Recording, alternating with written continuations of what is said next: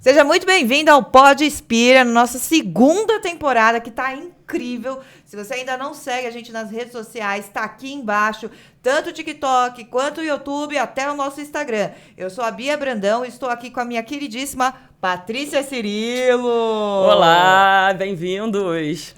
Paty, hoje a gente tem dose dupla de psiquiatra aqui. Isso aí. A gente vai conversar com o nosso queridíssimo Dr. Rafael. Rafa, muito bem-vindo. Muito obrigado pelo convite. Paty, quer apresentar o nosso amigo? Prazer estar recebendo o Rafael aqui, psiquiatra, especialista em transtorno de personalidade borderline, professor da Faculdade de Medicina Santa Marcelina. Quer falar um pouquinho mais de você? Não, é isso aí. Sou psiquiatra, sou clínico, mas também estou na Faculdade de Santa Marcelina, estou na Unifesp, trabalhando com border, então a gente veio para falar sobre isso. Exatamente. Né? Assim. Então vamos começar dizendo o que é o transtorno de personalidade borderline? Exatamente. Transtorno de personalidade borderline é uma das categorias que a gente tem dos transtornos de personalidade. Porque quando a gente fala em transtornos da personalidade, a gente tem uma série de separações, que hoje em dia até é muito discutido se a gente tem que ter tantas categorias assim que definam a personalidade das pessoas enquanto patologias, enquanto doenças, mas hoje uma das mais bem estabelecidas é o transtorno de personalidade borderline. O que é um transtorno de personalidade para a galera entender? Personalidade é a forma como, de uma forma genericamente falando, a forma como um indivíduo vai se construir ao longo da vida para poder se relacionar consigo, com os outros e com o mundo. Então, toda a forma como ele age, reage, experimenta o mundo e a vida, a gente vai entender isso num conjunto como personalidade. E aí, quando a gente pensa que esse indivíduo, pela forma como ele se relaciona consigo, com os outros e com o mundo, acaba fazendo isso de um jeito disfuncional, de um jeito que causa um prejuízo para ele mesmo e para as outras pessoas, a gente vai entender isso como uma variante de um comportamento normal, de uma personalidade que seria mais adequada, mais comum, mais funcional. E aí a gente vai entender isso como um transtorno. E aí a gente vai categorizar isso dentro de algumas patologias. E aí por isso que a gente tem variantes desses transtornos de personalidade, sendo hoje o principal deles o transtorno de personalidade borderline. Né? Lindo. Patrícia está emocionada aqui. E por que esse nome border? Quando foi descoberto? Não sei se foi descoberto. Enfim, tô chutando aqui para você trazer muita informação. Então, a gente tem relatos na literatura de transtorno de personalidade borderline sem ter esse nome, já que remonta ao século 90, assim, de 1800 e bolinha, a gente já tem o que se hoje entende como transtorno de personalidade borderline, mas sem esse nome. Era considerado possessão, essas coisas, ou não? Ele estava dentro do grupo das esquizofrenias latentes. Porque antigamente, como não se sabia o que era, falava assim, esse paciente vai virar um esquizofrênico em algum momento, vai ter uma alteração, era algo que se via desde a adolescência, e nunca virava. Que características eram essas que faziam achar que era alguém que ia passar a ter uma esquizofrenia? Era principalmente desde a adolescência um comportamento muito impulsivo, com muita dificuldade nas próprias relações interpessoais, com uma dificuldade em entender essas relações. Então, como lá atrás, né, tinha já o grupo das esquizofrenias e se entendia que esses indivíduos tinham dificuldades nos afetos, na forma como eles se relacionavam, quando a gente tinha um paciente que começava a ter uma alteração nas relações interpessoais, nas relações com as outras pessoas, se ficava uma dúvida, será que esse paciente vai virar um esquizofrênico que também não consegue se relacionar da mesma forma que os outros? E aí se colocava nesse grupo que nunca virava um esquizofrênico, nunca rompia para uma esquizofrenia. E aí, lá no meados do século XX, né, lá para 1940, 1950, alguns teóricos começam a chamar esses pacientes de borderline. Borderline, do inglês, que em português a gente fala que é o limítrofe, que é o que fica entre o neurótico e o psicótico. Entre um paciente que é neurótico, ali do grupo dos ansiosos, do grupo dos obsessivos, e o psicótico, que é quem delira, que é quem tem algumas outras alterações do pensamento. Então, borderline é esse limite, é esse limítrofe, que também a gente chama de paciente Tá um limítrofe. passo de ir ali para... Exatamente, ele não está nem lá nem cá, está quase lá, está quase cá, e aí é o limítrofe, fica no limite entre eles. É bom a gente saber a história, até para a gente saber o porquê que a gente tem, às vezes, falta de informação, né? E aí você se entregou aos Borders, como foi, né? Como foi? Por que você escolheu? Por que, né? A gente não escolhe, né? Não. As coisas Eles chamam escolheram. a gente. Mas é desde a residência, assim. Durante a minha formação enquanto psiquiatra, a gente atende muitos casos de todas as partes dentro da O que é uma psiquiatria. residência para a galera que não sabe o que é? Assim que a gente termina a faculdade de medicina, porque psiquiatra também é médico. Só para avisar. Assim que a gente termina a faculdade de medicina, a gente opta pelo que a gente vai fazer. Assim, se a gente vai ou não fazer algum tipo de especialização. E uma das formas de especialização, de pós-graduação, digamos assim, é a residência médica, que é um tipo de formação para uma especialização. E aí, fui fazer essa especialização em psiquiatria. E aí, durante a residência, a gente atende muitos casos de diversos tipos de patologias dentro da psiquiatria. E eu comecei a gostar de atender pacientes com transtorno de personalidade, porque eu sempre tive uma certa questão com a medicação, de entender que a medicação ela tem um limite muito grande no tratamento na psiquiatria. E que a necessidade de psicoterapia para todos os pacientes é sempre muito fundamental, assim. E quando a gente se depara com um paciente com transtorno de personalidade, a necessidade de psicoterapia é ainda maior. Então, isso começou a me chamar muita atenção, comecei a gostar muito de atender e foi indo por aí, foi Estou seguindo. aqui hoje. Gosto do desafio. Né? Porque de alguma forma. Porque transtorno de personalidade, para ficar claro, né, para todo mundo, não tem tratamento medicamentoso específico. Exatamente. A gente pode usar porque pode ter um transtorno de ansiedade, uma depressão, alguma outra coisa junto, ou a gente pode ajudar uma insônia, alguma questão que o paciente tenha, mas o principal é psicoterapia. Aí é que te fisgou. Exatamente.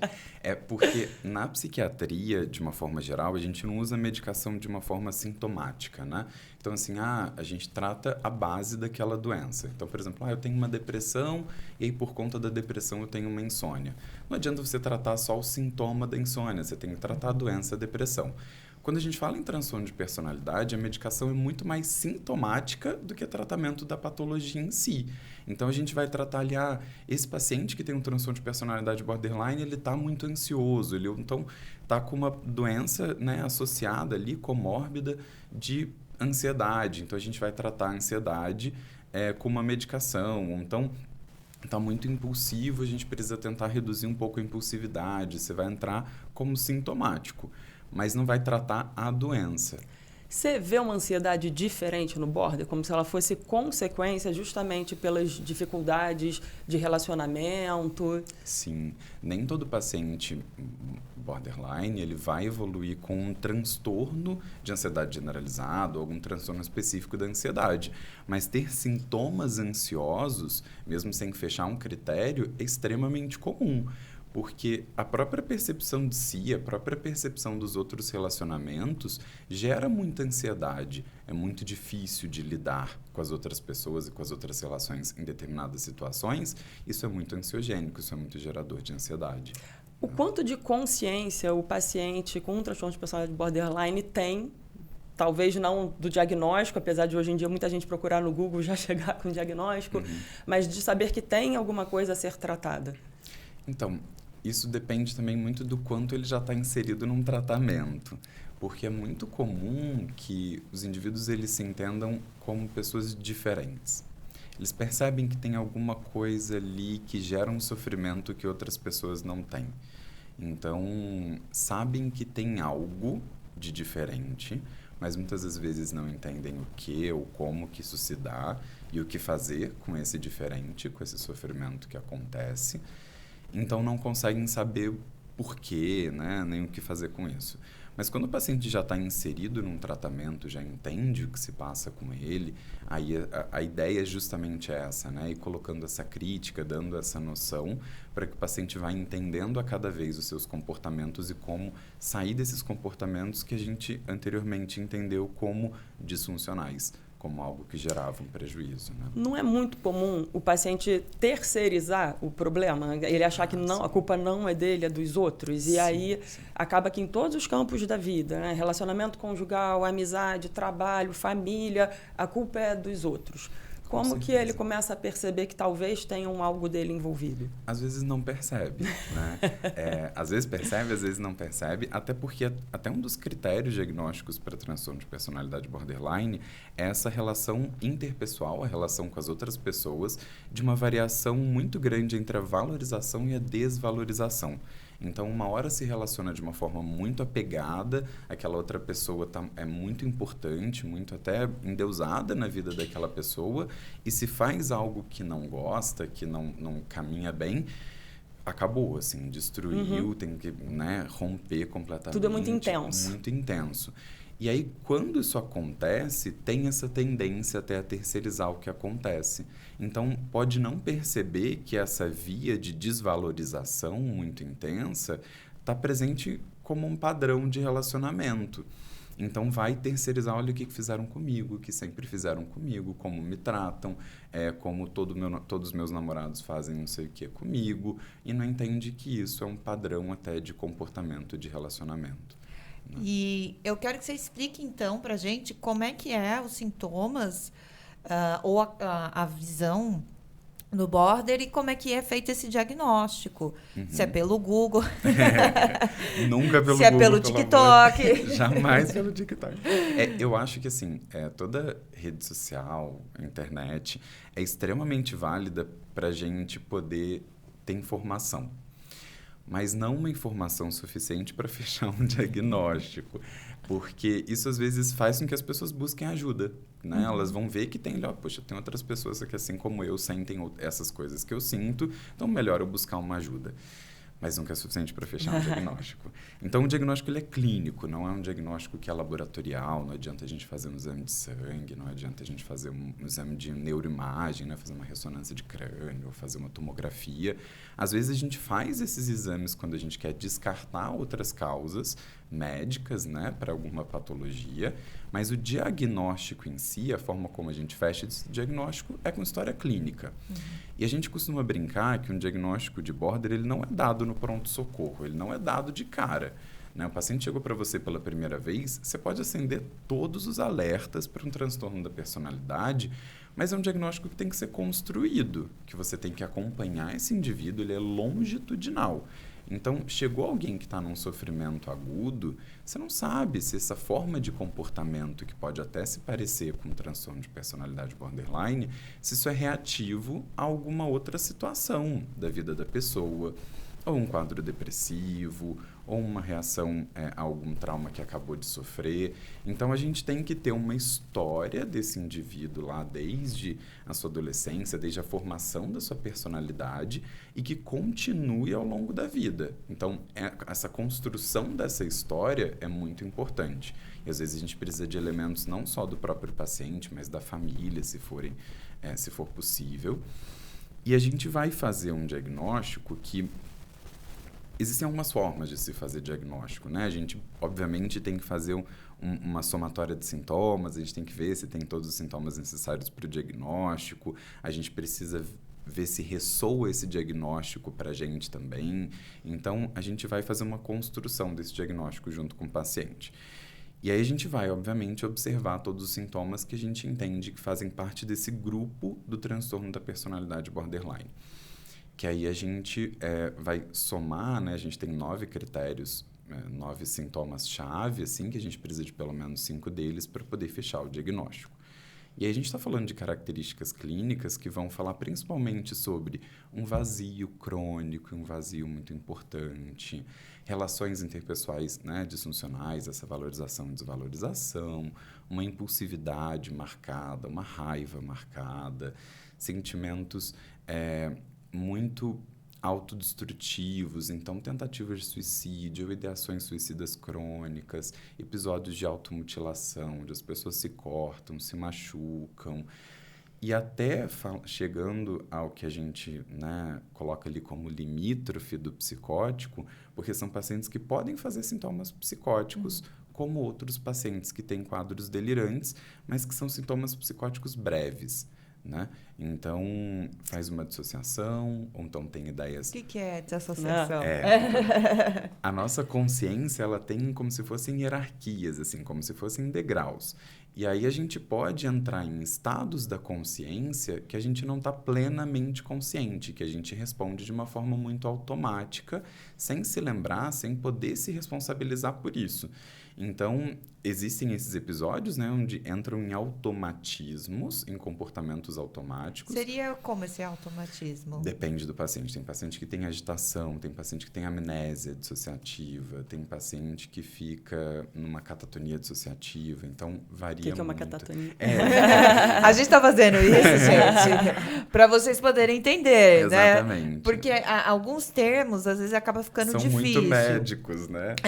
E aí eu vou dar um exemplo de uma dissociação de um paciente está autorizado. Eu perguntei. Que foi, ele saiu do trabalho e aí ele desassociou e ele não sabe como ele chegou em casa. Uhum. Ele não lembra, ele não sabe, né? Ele não é border, mas ele teve isso por causa de uma ansiedade mais crônica, né? Então, ele teve um dia muito estressante no trabalho, ele estava muito ansioso, e aí eu falo que o disjuntor caiu. Exatamente. Falei, disjuntor desligou, sabe quando vai dar choque e aí ele desliga? Então, foi isso que aconteceu com você. Então, ele não lembra como ele chegou, mas ele chegou bem, mas esse período do trajeto ele não lembra, e foi dirigindo o carro. Então, não necessariamente desliga, né, das funções totais. Faz desliga da consciência desse estado que a gente está acordado, digamos assim.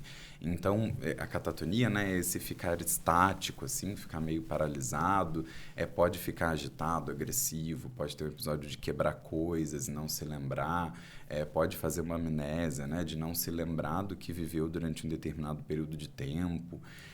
E até mesmo ficar psicótico de ficar com ideias persecutórias, de se sentir perseguido.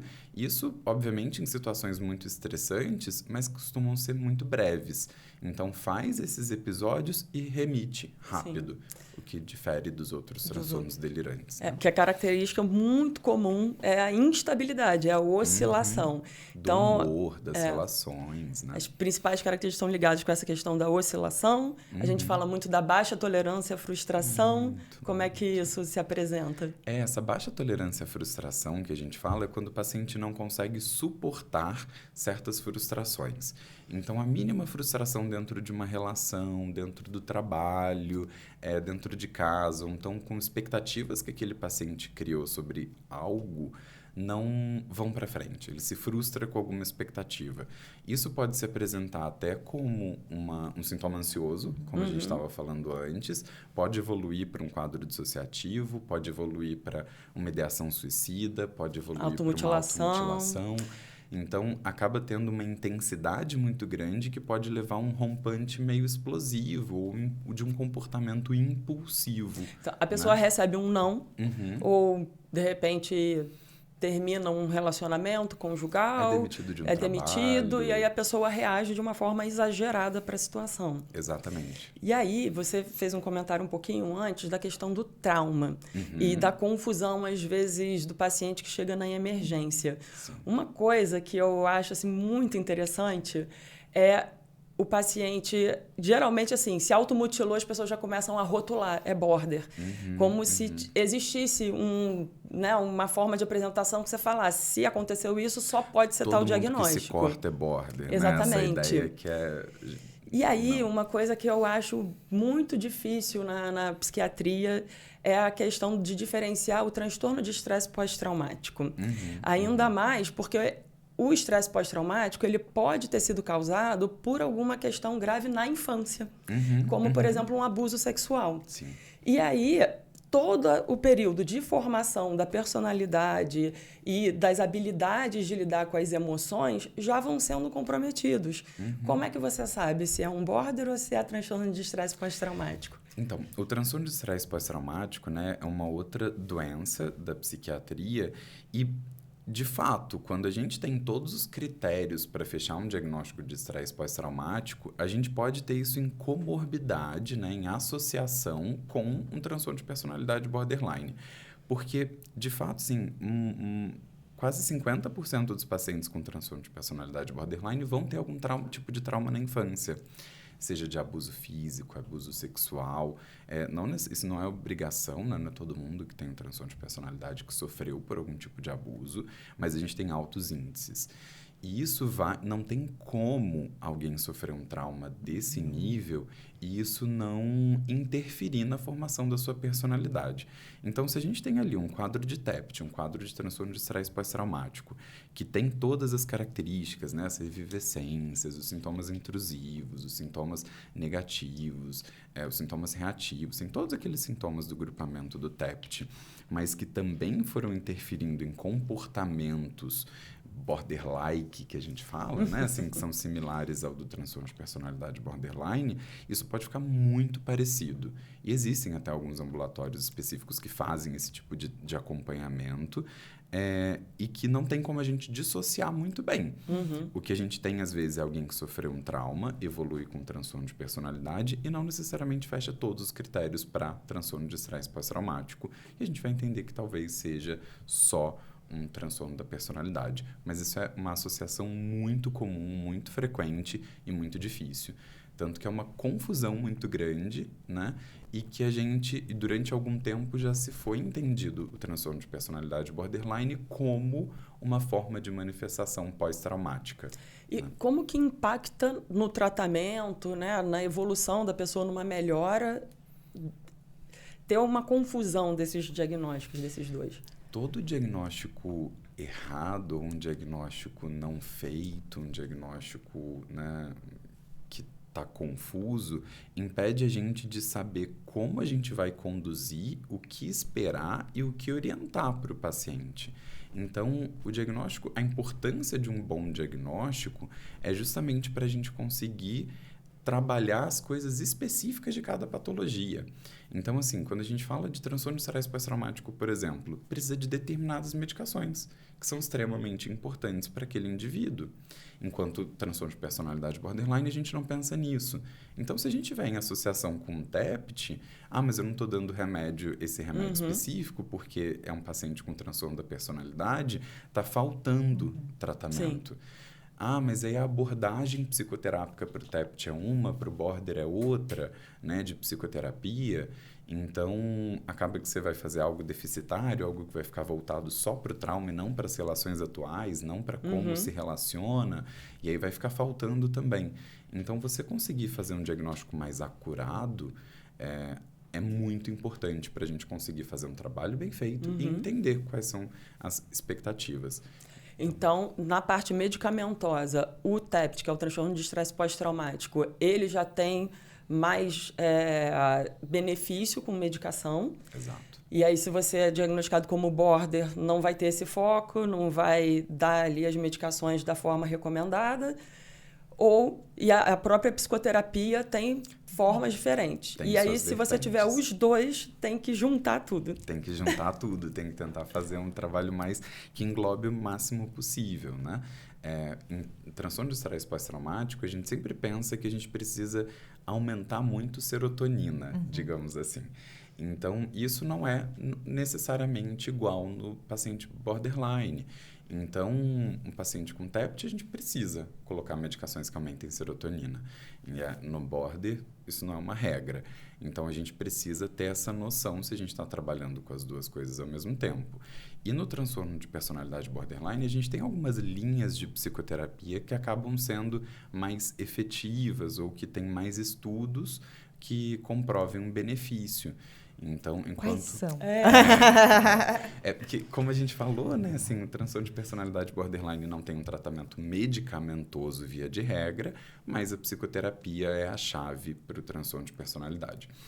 Até algum tempo atrás, né, se tinha uma ideia de que a DBT, que é a terapia comportamental dialética, era a principal, porque é uma das melhores, é uma das principais mesmo, mas hoje a gente vê que até a psicanálise, uma abordagem focada na transferência, está bem equiparada em relação a estudos longitudinais. Então, a gente entende que são as duas principais vias de linha psicoterápica indicada para transtorno de personalidade. Eu defendo, né? Porque isso é onde eu trabalho. Mas a gente vê que são as duas principais para poder ajudar no desenvolvimento, na melhora. Né? O que é trabalhado? Assim, pelo que você falou, então, se tem uma desregulação emocional, uma dificuldade de talvez até de lidar com os sintomas, né? Vem aquela emoção e não sabe lidar. Como é que é isso? A forma como cada uma trabalha é um pouco distinta, mas a via final é parecida, assim.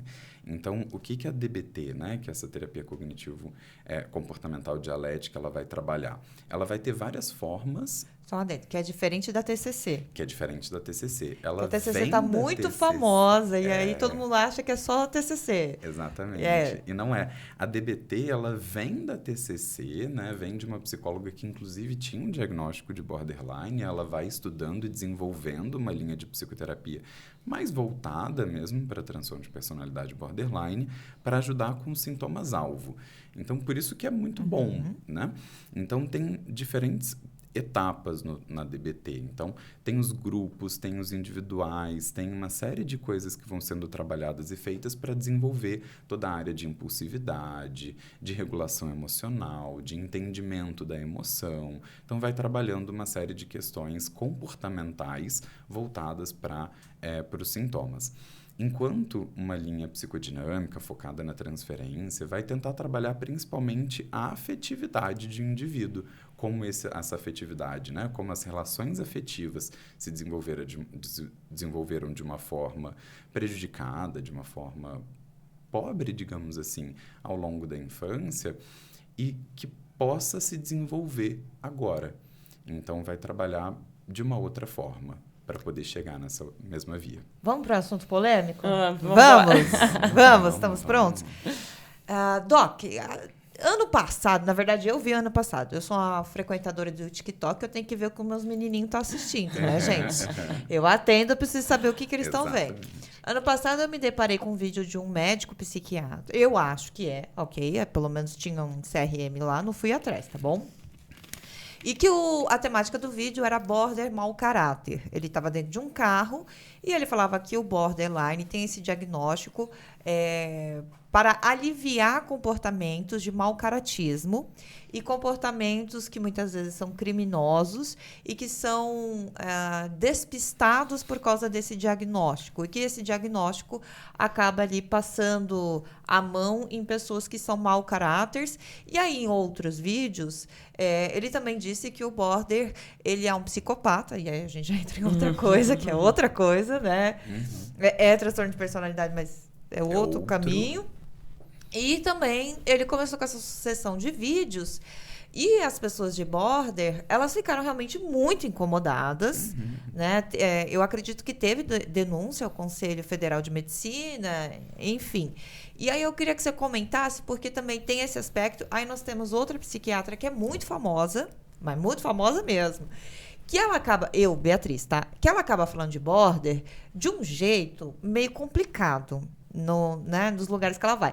Que ela fala muito superficialmente do border, que o border é muito feliz, é muito legal, é muito inteligente. E aí, às vezes, eu até vejo o diagnóstico, por exemplo, da Amy Winehouse com borderline. Eu não sei, eu posso estar falando uma grande besteira, mas eu acho que ela não teve esse diagnóstico em vida.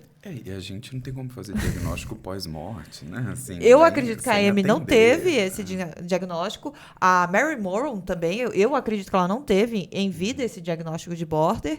E aí eu queria que você falasse desses dois aspectos, né? Um que acaba atacando muito o border e um que acaba trazendo uma suavidade pro transtorno. Eu não sei nem se é um romantismo do border. Então, taquei aí a polêmica para você. Se vira. Não, mas eu acho isso extremamente importante, assim, porque esse já é um tópico extremamente sensível para os serviços de saúde, porque o transtorno de personalidade borderline ele já é muito estigmatizado, já tem muito preconceito. E aí você pega profissionais da área que incluem preconceitos, que incluem ideias errôneas ou que incluem ideias caricatas sobre uma patologia isso não só distancia o paciente de um bom tratamento, mas isso desinforma a população sobre aqueles indivíduos e atrapalha ainda mais a vida das pessoas. Então, você colocar que uma pessoa é mau caráter, você colocar um juízo de moral em cima de uma patologia onde a gente está se distanciando do moral, a gente está falando de saúde. Isso é algo muito pessoal dele, né? Então, não tem como, isso é muito errado, isso é muito antiético, isso não pode, né, ser feito. Então, a gente precisa desmistificar a patologia. A gente está falando sobre uma patologia que é um grupamento de sintomas que é muito rico.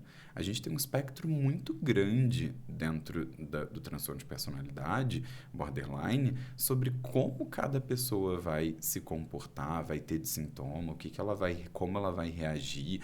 Tem gente que é explosiva, tem gente que não. Né? Então, todo mundo ama demais. Não, não é assim. Todo mundo é muito feliz. Não. Todo mundo é manipulador. Não, não existe isso. Não existe essa generalização de um diagnóstico. Né? Então, você colocar essa via muito caricata mesmo sobre uma patologia, isso gera ainda mais preconceito. Então, isso está muito errado. Isso atrapalha muito e gera ainda mais sofrimento para esses pacientes, que muitas das vezes, quando chegam no consultório, a gente vai dar um diagnóstico, eles, num primeiro momento, se assustam, porque se deparam com essas histórias que viram na internet caricatas e que vão dizer que eles são graves e que vão dizer que eles não vão se relacionar e que vão dizer que eles são mau caráter e que vão dizer que eles estão se escondendo e que, na verdade, não é nada disso. É um sofrimento interno que se manifesta externamente.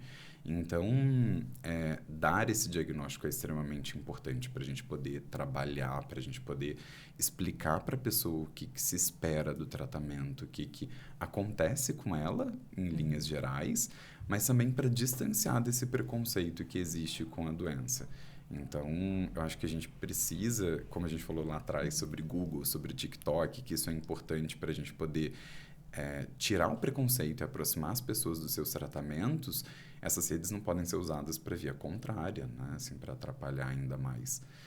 E a gente já enfrenta muitos problemas nos serviços de saúde, até em serviços psiquiátricos com pacientes com transtorno de personalidade borderline, onde eles são vistos como difíceis, como complicados e não querem ser atendidos direito. Então, eles vêm muito aqui no pronto-socorro.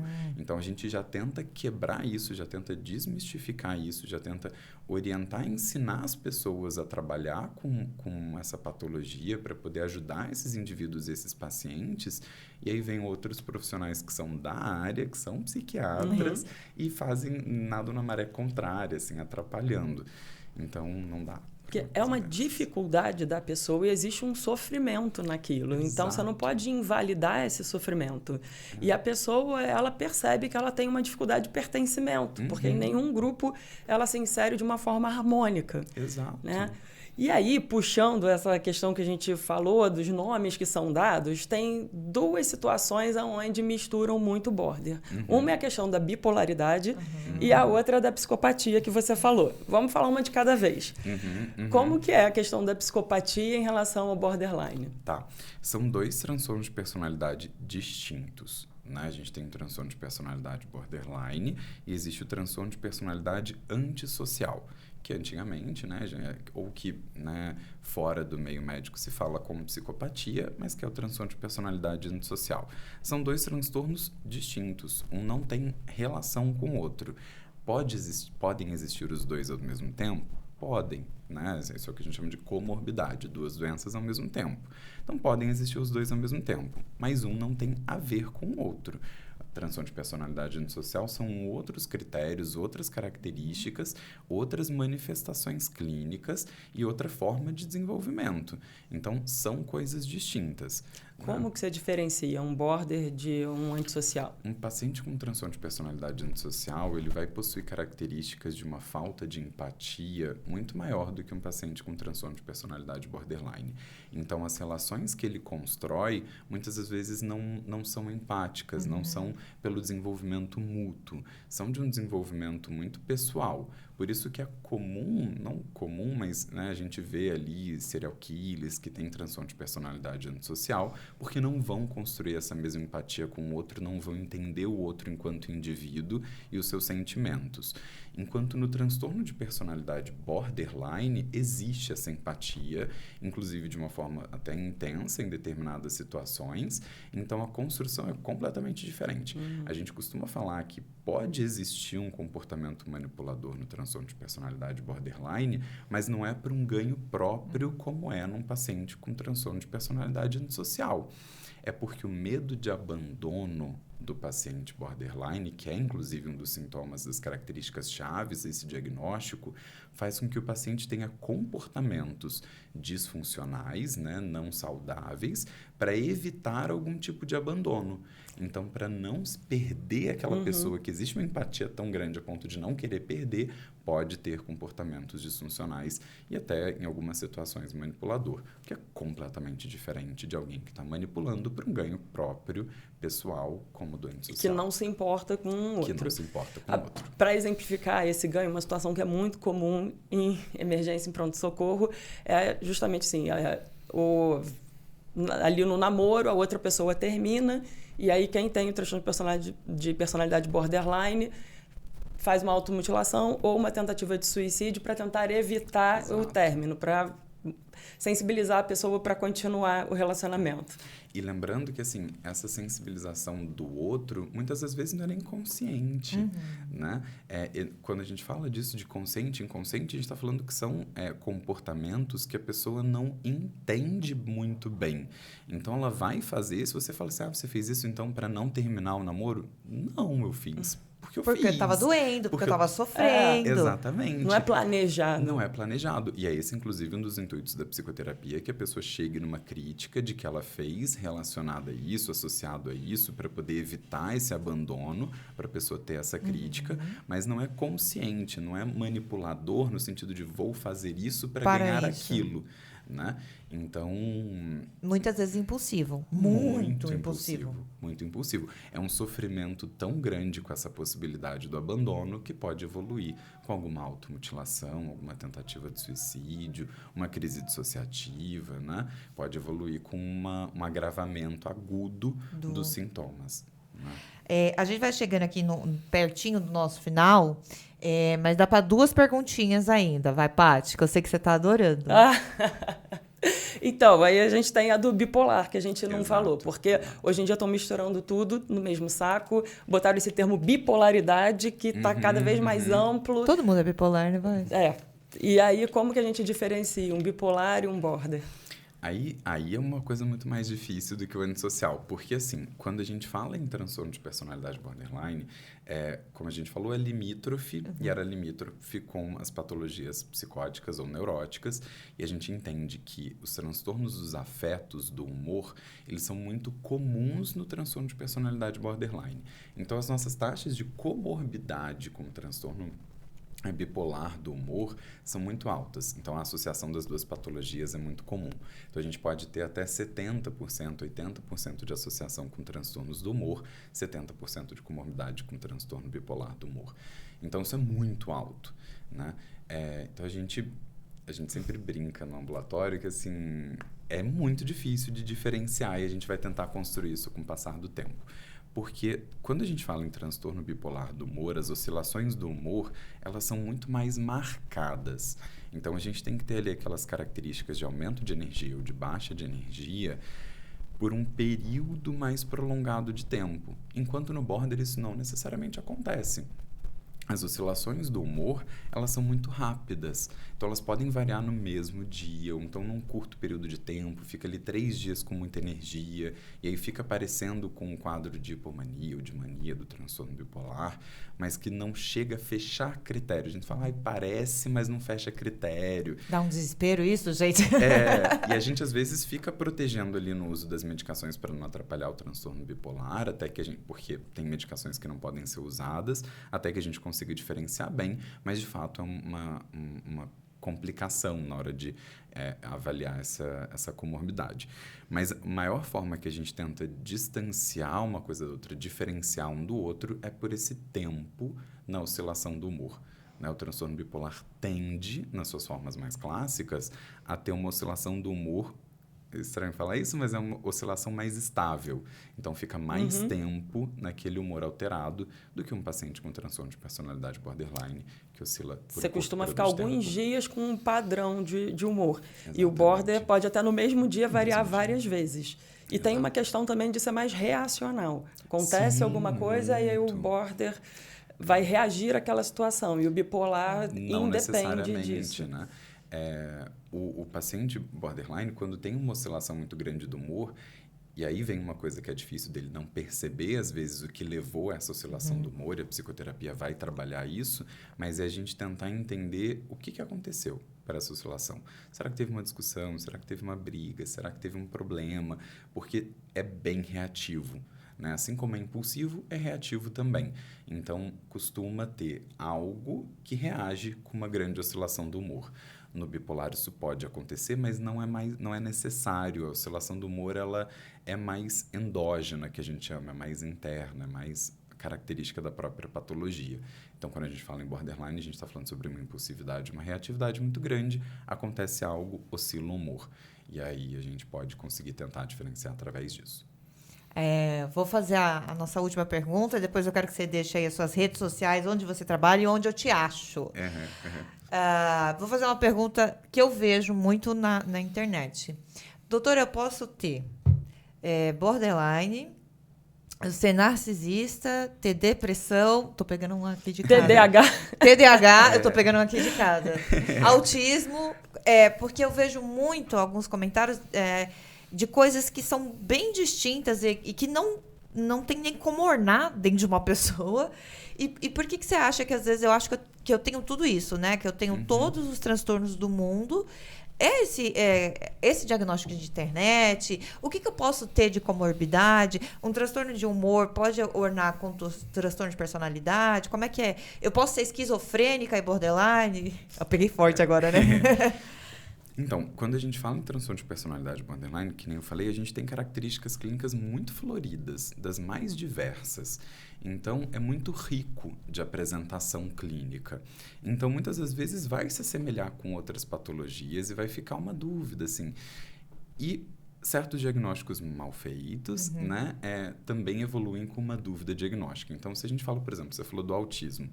Pacientes com autismo leve ali, que estão dentro do espectro autista, mas que não tiveram um diagnóstico cedo, que evoluem com relações interpessoais muito complicadas, com desajustamento nas relações sociais e na inserção social, podem evoluir com comportamentos muito parecidos de um paciente borderline. E aí as pessoas vão rapidamente, porque apareceu no pronto-socorro com uma tentativa de suicídio ou com uma automutilação, falar é border. E aí ignora todo o resto de uma história que poderia ajudar na diferenciação do diagnóstico. Não é que não pode ter uma comorbidade de autismo com border, isso pode existir, mas é mais comum um diagnóstico errado, um diagnóstico mal feito, do que uma associação. A associação é incomum, é infrequente. Agora, quando a gente fala em transtornos do humor, são extremamente frequentes. Ou até outros transtornos de personalidade. Você falou do narcisismo, né? A gente pode ter ali um grupo, a gente até fala que existe um guarda-chuva borderline que engloba grande parte dos transtornos de personalidade.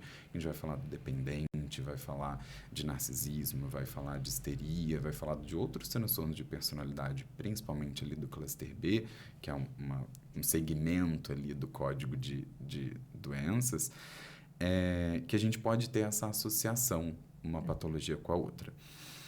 Mas TDAH, muito comum, a associação é bem frequente, essa comorbidade, e que também a gente tem que entender, conseguir fazer um bom diagnóstico, porque senão a pessoa começa a ter dificuldades nas relações, no trabalho, e começa a ter cada vez mais prejuízos e vai deixando de lado porque vai se focando só em um diagnóstico ou no outro, enquanto a gente tem que tentar entender esse indivíduo de uma forma global, né? É claro que não dá também para a gente fazer diagnóstico fazendo só soma de sintoma. Então esse paciente tem uma desatenção, ele tem aqui uma impulsividade, ele tem uma oscilação do humor, ele tem uma dificuldade na relação, então ele virou todos esses diagnósticos que são sintomas. Não é assim que a gente pode fazer diagnóstico. Tem que tomar cuidado, porque aí, se as pessoas pegam 1 ou 2 sintomas, tipo, tem desatenção ou impulsividade, então tem TDAH, e não é assim que faz o diagnóstico. De forma nenhuma. Mas aí, só também aproveitando aqui a questão das comorbidades, por essa impulsividade e tudo, tem a questão também do abuso de substâncias. Álcool, drogas, aí é muito comum também. Muito comum, e inclusive é uma das formas de maior apresentação clínica nos homens, né? Nos ambulatórios, na vivência clínica, é muito comum da gente ver mulheres, né? Uma prevalência muito maior, uma taxa de pacientes com borderline muito maior em mulheres do que em homens. Mas tem alguns estudos que mostram que essa não é uma diferença tão grande, porque os homens costumam caminhar para o abuso de substância e eles estão ali nos ambulatórios de dependência química. Aí confundem. Aí não fecham tanto o diagnóstico de transtorno de personalidade borderline, fecham os diagnósticos de abuso de substância, de dependência química, e fica mascarado e vai sendo também pouco tratado, pouco diagnosticado e tendo pouco avanço no tratamento, o prognóstico fica ruim. Então, por essa impulsividade muito marcada, comum caminhar para o uso de substância, ainda mais no sexo masculino, né? Então, tem que se investigar mais nessa camada da população. Doutor Rafael, foi maravilhoso aqui. Deixa onde eu te acho. Onde é que eu vou atrás de você? Se eu sou border, eu quero passar com você. Onde é que você está? Eu sou uma pessoa meio fora da rede, assim, minhas redes são muito privadas, mas assim, eu trabalho no consultório, que eu falei, eu trabalho com a Patrícia, no Santa Marcelina, dando aula no curso de medicina, a gente dá aula na grade de psiquiatria, né, do curso de medicina de Santa Marcelina. Eu atendo num ambulatório, sou monitor num ambulatório de transtorno de personalidade borderline da Unifesp e no meu consultório. Então, se me jogar meu nome no Google, me acha e aí consegue marcar, procurar ou você atende outras? Não, atendo psiquiatria geral. Geral, então vamos trazer aqui. Se eu tiver depressão, TDAH, você também... É porque senão a gente fica batendo só no border, tem os outros também, né? Não, atendo psiquiatria geral, a minha linha de pesquisa, de estudo, de maior investimento com transtorno de personalidade borderline, mas a gente trabalha com todas as patologias da psiquiatria. E aí você trabalha tanto como psiquiatra, fazendo tratamento medicamentoso, quanto com a psicoterapia. Aí você faz os dois com o mesmo paciente? Depende muito do paciente. É muito incomum eu fazer as duas coisas ao mesmo tempo. Porque eu acho que tem tanto eu quanto alguns pacientes não conseguem desvincular muito bem a hora de falar sobre medicação, de focar na medicação. Então, eu costumo gostar de separar e costumo trabalhar muito em dupla, né? Assim, com colegas psicólogos ou outros psiquiatras. Né, Paty? Exatamente. E na função de psicoterapeuta, tendo outros psiquiatras fazendo essa função para a parte mais voltada para a medicação, para certas orientações com a família. Então, costumo fazer isso desvinculado. Bom, a gente ficou aqui no Pod Inspira com esse profissional incrível. Vai estar aqui embaixo o nome dele para você pesquisar no Google. Paty, onde é que eu te acho se eu quiser passar com essa psiquiatra maravilhosa aqui? Pode jogar também meu nome no Google, Patrícia Cirillo, CIRLLO. No Instagram, @DRA de doutora, Patrícia Cirillo. E aí também é facinho me achar. Você atende tudo também, posso ir lá? Atendo adultos. Adultos, é verdade. Atende adultos. Então, super recomendo a doutora Patrícia, maravilhosa. A gente é uma dupla. Agora a gente vai ser um trio. Bom, eu sou a Bia Brandão, você me acha no Instagram Puxão de Orelha e também você pode achar lá os meus livros Puxão de Orelha e Quem Sou Eu, é só você clicar. Até mais, muito obrigada, gente. Eu te agradeço pelo convite, obrigado. Terminamos gente. Todos muito inspirados.